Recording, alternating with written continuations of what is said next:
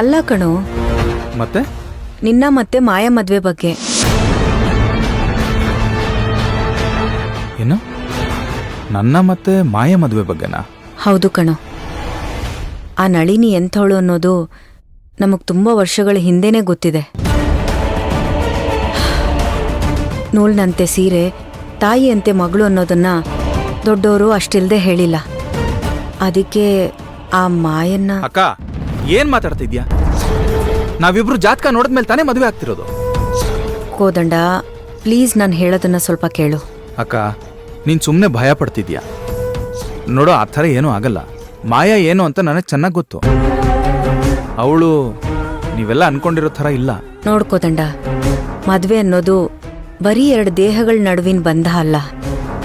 2 ಮನ್ಸುಗಳು ಒಂದಾಗ್ಬೇಕು. ಇನ್ನೂ ಒಂದ್ ಸ್ವಲ್ಪ ಸಮಯ ತಗೊಳ್ಳೋಣ ಕಣೋ. ಇಷ್ಟೆಲ್ಲ ಅರ್ಜೆಂಟ್ ಮಾಡೋದು ಬೇಡ. ಏನಕ್ಕ ಇದು? ಇನ್ನು 2 ದಿನದಲ್ಲಿ ನಿಶ್ಚಿತಾರ್ಥ ಇಟ್ಕೊಂಡು ಯಾರೋ ದಾರಿಲಿ ಹೋಗೋ ದಾಸಾಯಿನ ಮಾತು ಕೇಳ್ತಾ ಇದೀಯಾ? ಅಕಸ್ಮಾತ್ ಅವ್ರು ಹೇಳಿದ್ದೆ ನಿಜ ಆದ್ರೆ ಆಗೇನ್ ಮಾಡೋದು? ಅಕ್ಕ, ಮಾಯಾಳಿಂದ ಈ ಮನೆಗೆ ಯಾವ ತೊಂದರೆನೂ ಆಗಲ್ಲ. ಸುಮ್ಮನೆ ನೀವು ಅವಳ ಬಗ್ಗೆ ಹೀಗೆಲ್ಲ ಕೆಟ್ಟದಾಗಿ ಯೋಚನೆ ಮಾಡಕ್ ಹೋಗ್ಬೇಡಿ. ಕೋದಂಡ, ಕೋದಂಡ,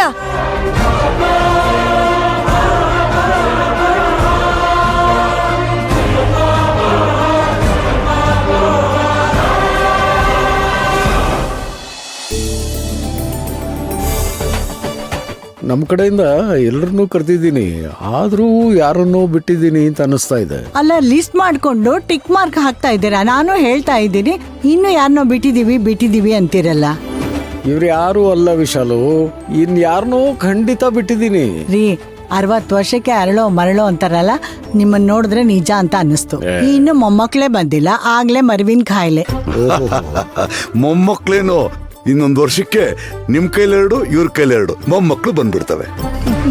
ಆಮೇಲೆ ಆ ಮಕ್ಕಳಿಗೆ ವೆರೈಟಿ ಫುಡ್ ಕೊಡ್ಬೇಕಲ್ಲ, ಅದಕ್ಕೆ ಒಂದು ಹೊಸ ಹೋಟ್ಲೆ ಓಪನ್ ಮಾಡ್ಬೇಕಾಗುತ್ತೆ ನಿಮ್ಮ ಮನೆಯಲ್ಲಿ. ಓ, ಥ್ಯಾಂಕ್ ಯು ದೊರೆಸ್ವಾಮಿಗಳೇ. ನೀವು ಹೋಟ್ಲ್ ಅಂದಿದ ತಕ್ಷಣ ನೆನಪಾಯ್ತು ನೋಡಿ. ನಮ್ಮ ಹೋಟ್ಲ್ ಹುಡುಗರನ್ನೇ ಮರ್ತಿದ್ವಲ್ಲ. ವಾ, ನೋಡಿ ಅವ್ರನ್ನ. ಅಯ್ಯೋ ದೇವ್ರೆ, ಊರ್ನವ್ರನ್ನೆಲ್ಲ ಕರೆದ್ಬಿಟ್ಟು ನಮ್ಮನೆ ಮಕ್ಕಳನ್ನೇ ಮರ್ತಿದ್ವಾ? ಎಂಥ ಕೆಲ್ಸ ಆಗೋಗ್ತಾ ಇತ್ತು. ಅಲ್ಲ ರೀ, ಆ ಮಕ್ಕಳು ದುಡ್ದಿದ್ದಕ್ಕೆ ತಾನೆ ನಾವು ಇವತ್ತು ಈ ರೀತಿ ಇರೋದು. ದಯವಿಟ್ಟು ಕೋದಣ್ಣನ್ಗೆ ಹೇಳಿ. ಹೌದು ವಿಶಾಲು, ಮನುಷ್ಯ ಮೇಲಿರಿದ್ಮೇಲೆ ಹತ್ತಿದ ಏನೇನ ಯಾವತ್ತೂ ತಳಬಾರ್ದು. ಹೌದು, ಆ ಹುಡುಗರು ನಮ್ಮ ಮನೆ ಮಕ್ಕಳಿದ್ದಾಗ್ತಾನೆ. ಹೌದು ಕಣ್ರಿ. ನಮ್ಮ ಮಕ್ಕಳಿಗೆ ಹೇಳ್ಬೇಕು, ಆ ಹುಡುಗರಿಗೂ ಹೊಸ ಬಟ್ಟೆ ತಂದ್ಕೊಡ್ರಿ ಅಂತ. ಸರಿ. ಏ ದೇವ್ಕಿ, ನಮ್ ಕಡೆಯವ್ರನ್ನೆಲ್ಲ ಕರ್ದಾಯ್ತಲ್ವಾ? ಊರವ್ರನ್ನೆಲ್ಲ ಕರ್ದಾಯ್ತು. ಆದ್ರೆ ಇನ್ನೇನೆ, ಊರ್ನವ್ರನ್ನೆಲ್ಲ ಕರ್ದ್ಮೇಲೆ ಎಲ್ಲಾರು ಬಂದಂಗೆ ತಾನೆ. ನನ್ನನ್ ಮದ್ವೆ ಆಗೋದಕ್ಕೆ ಇವ್ರ ಕುಟುಂಬನೆಲ್ಲ ಬಿಟ್ಟು ಬಂದ್ರು. ಇವರು ನನ್ನ ಮಗಳ ಮದ್ವೆಗಾದ್ರೂ ಅವ್ರನ್ನೆಲ್ಲ ಕರಿಬೇಕು. ಈ ನೆಪದಲ್ಲಾದ್ರೂ ಇವ್ರ ಕುಟುಂಬ ಎಲ್ಲ ಒಂದಾಗೋ ತರ ಮಾಡಪ್ಪ ದೇವ್ರೆ. ದೊರೆಸ್ವಾಮಿಗಳೇ, ಹಾಗಾದ್ರೆ ನಿಮ್ ಕಡೆಯವ್ರನ್ನೆಲ್ಲ ಕರೆದಾಗಾಯ್ತಲ್ಲ? ಓಹಾ, ಎಲ್ರನ್ನೂ ಕರೆದಾಯ್ತು. ನನಗಂತೂ ಈ ಎಂಗೇಜ್ಮೆಂಟ್ ನ ಯಾವ ಮದುವೆಗೂ ಕಡಿಮೆ ಇಲ್ದಂಗ್ ಮಾಡ್ಬೇಕು. ಓ ಶಿಟ್. ಏ ಗಿರಿ, ಸ್ವಲ್ಪ ಹಾಟ್ಸ್ಪಾಟ್ ಆನ್ ಮಾಡೋ ಪ್ಲೀಸ್ ಕಣೋ. ಹೇ ಹೋಗೆ, ಅವ್ರು ನೋಡಿದ್ರೆ ಅವ್ರ ಗಂಡಸರು ಹೆಂಗಸರು ಅನ್ನೋದೇ ಗೊತ್ತಾಗಲ್ಲ. ನೀನ್ ಅದನ್ನ ನೋಡಕ್ಕೆ ನಾನು ಹಾಟ್ಸ್ಪಾಟ್ ಆನ್ ಮಾಡ್ಬೇಕಂತ.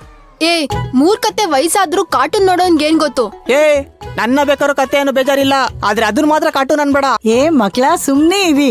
ಮತ್ತೆ ನಿಮ್ಮಿಬ್ಬರದು ಶುರು ಆಯ್ತಾ? ಅಯ್ಯೋ, ಮನೇಲಿದ್ರು ಗಲಾಟೆ ಮಾಡ್ತೀರಾ, ಕಾಲೇಜಲ್ಲಿದ್ರು ಗಲಾಟೆ ಮಾಡ್ತಿರೋ ಏನೋ ನನಗ್ ಗೊತ್ತಿಲ್ಲ. ಆ ಕಾಲೇಜ್ನವ್ರು ನಿಮ್ಗೆ ಯಾಕಾದ್ರೂ ರಜಾ ಕೊಡ್ತಾರೋ ಏನೋ.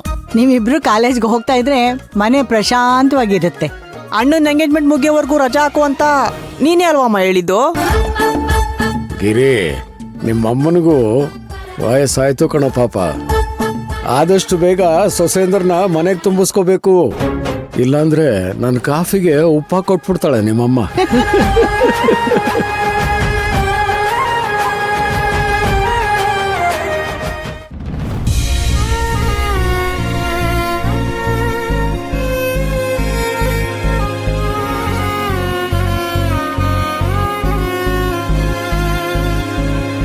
ಮನೆಯವ್ರಿಗೆಲ್ಲ ಆ ವಯಸ್ಸಾದವ್ರು ಹೇಳಿದ ವಿಷಯ ಎಲ್ಲ ಹೇಳೋದಾ?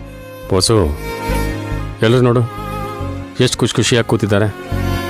ಈಗ ವಿಷಯನ ಹೇಳಿ ಅವ್ರ ಮೂಡೆಲ್ಲ ಹಾಳು ಮಾಡೋದು ಬೇಡ. ಟೈಮ್ ಬಂದಾಗೆಲ್ಲ ಸರಿ ಹೋಗುತ್ತೆ. ನಡಿ ಬಾ.